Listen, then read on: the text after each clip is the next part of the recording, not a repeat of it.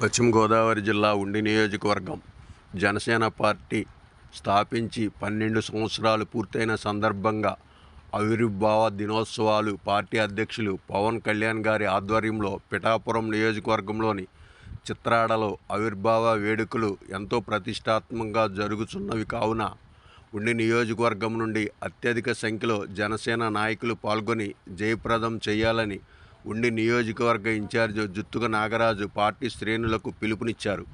ఈ సందర్భంగా ఆవిర్భావ గోడ పత్రికను ఆకివీడులోని జనసేన పార్టీ కార్యాలయంలో జనసేన పార్టీ నాయకుల సమక్షంలో ఆవిష్కరించారు. ఈ కార్యక్రమంలో మండల పార్టీ అధ్యక్షుడు అల్లాడి బాలాజీ, పట్టణ అధ్యక్షులు పిల్లా నరసింహరావు, రాష్ట్ర ప్రోగ్రాం కమిటీ కార్యదర్శి తోట శ్రీనివాసరావు, జిల్లా పార్టీ ప్రధాన కార్యదర్శి గవర లక్ష్మి, నీటిపారుదల సంఘం అధ్యక్షులు నంద్యాల శివ, 4 మండలాల అధ్యక్షులు, కౌన్సిలర్లు, గ్రామ పార్టీ అధ్యక్షులు, ఎంపీటీసీలు, జన సైనికులు, వీర మహిళలు పాల్గొన్నారు. ఈ కార్యక్రమానికి జనసేన నాయకులు అధిక సంఖ్యలో పాల్గొని ఈ కార్యక్రమాన్ని జయప్రదం చేయాలని కోరారు. సభ కోసం మనం ఇక్కడ మాట్లాడుకోవడం జరుగుతుంది.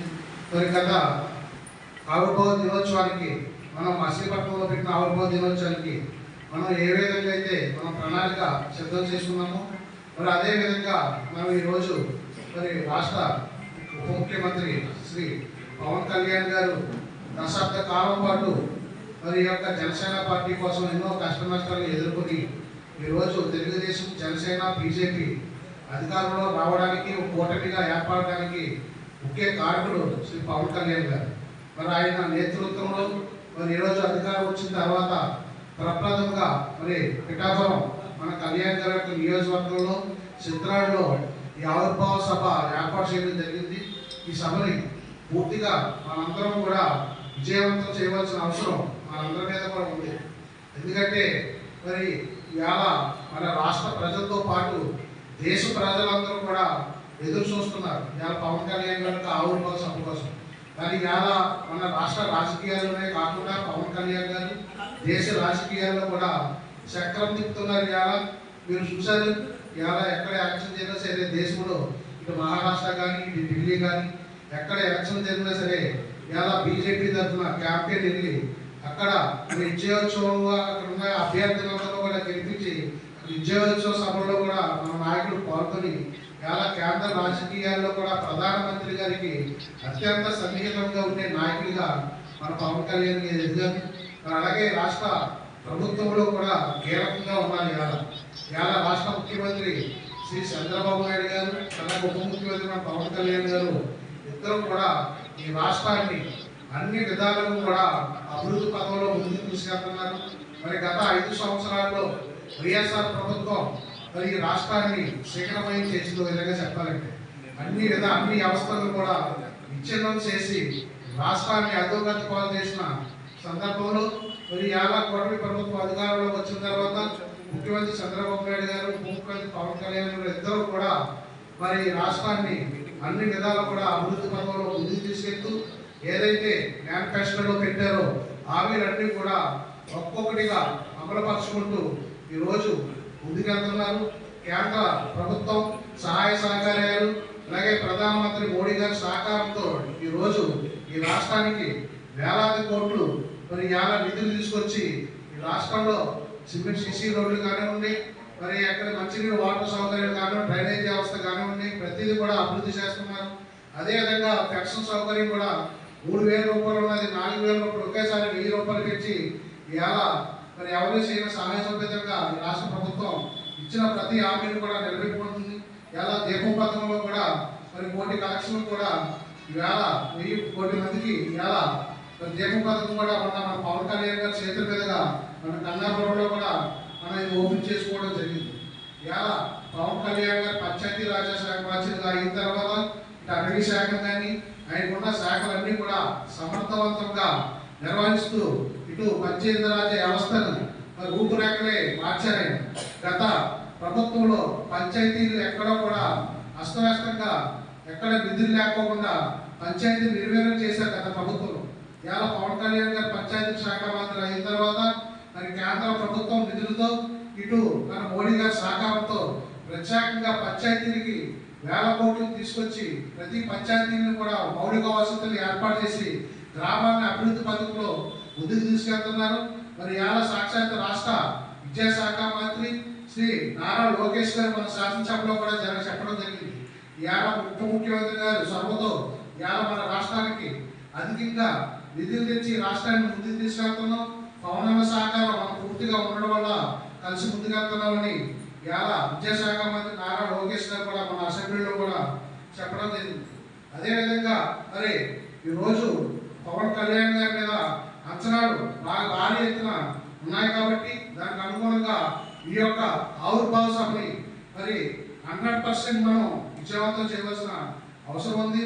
మరి ఏదైతే నియోజకవర్గంలో ఉన్న మన గ్రామాల నుండి మన కార్యకర్తలు నాయకులు అందరూ కూడా 4 మండలాల్లో మన మండలాధ్యక్షులు ఉన్నారు, అలాగే టౌన్లో టౌనాధ్యక్షులు ఉన్నారు. కాబట్టి ఏ గ్రామం నుండి మరి ఎంతమంది వస్తారన్నది మన మండలాధ్యక్షులు గ్రామాధ్యక్షులు మండలాధ్యక్షులు దృష్టికి తీసుకెళ్తే అక్కడ ఏవైతే ఏర్పాట్లు చేయాలి, అక్కడ కారు కావాలా లేదా బస్సు పెట్టాలా, అక్కడ వెళ్ళే వాళ్ళు ఎంతమంది వెళ్తున్నారు అంటే ప్రతిదీ కూడా ఒక లిస్ట్ ప్రిపేర్ చేసుకోవాలి.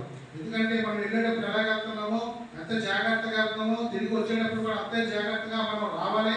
ఎక్కడ కూడా ఒడిదుడుకులు లోనవ్వకుండా తొందరపాటుకి గురవ్వకుండా మనం ఎంత సురక్షిత క్షేమంగా వెళ్ళామో అంతే క్షేమంగా మళ్ళీ మన ఇంటికి చేరే వరకు కూడా ప్రతి ఒక్కరు కూడా బాధ్యత తీసుకోవాల్సిన అవసరం మనందరి మీద ఉంది. కాబట్టి ప్రతి ఒక్కరు కూడా ఈ సభ విజయవంతానికి పూర్తిగా సహాయ సహకారాలు అందించాలని కూడా మిమ్మల్ని కోరుతున్నాం. ఎందుకంటే ఇది మనకి జనసేన పార్టీ ఆవిర్భావ సభ అంటే మనకు ఒక సంక్రాంతి ఎలాగో ఒక ఉగాది ఎలాగో అలా మనకి పండుగ వాతావరణం మనకు పండుగ అయింది ఆవిర్భావ సభ అంటే. మరి దీనికి మీ అందరూ కూడా పూర్తిగా సహకరించాలని కోరుతున్నాం. అలాగే మరి రేపు మనం వెళ్ళేటప్పుడు ఏ గ్రామంలో మనం ఏం పెట్టాలి, బస్సులు కావాలా లేదా కార్లు కావాలా అన్నా కూడా మన మండలాధ్యక్షుల దృష్టికి గ్రామ ప్రెసిడెంట్ అందరూ తీసుకొచ్చినట్లయితే తగిన ఏర్పాట్లు చేయడానికి మేము సిద్ధంగా ఉన్నాం.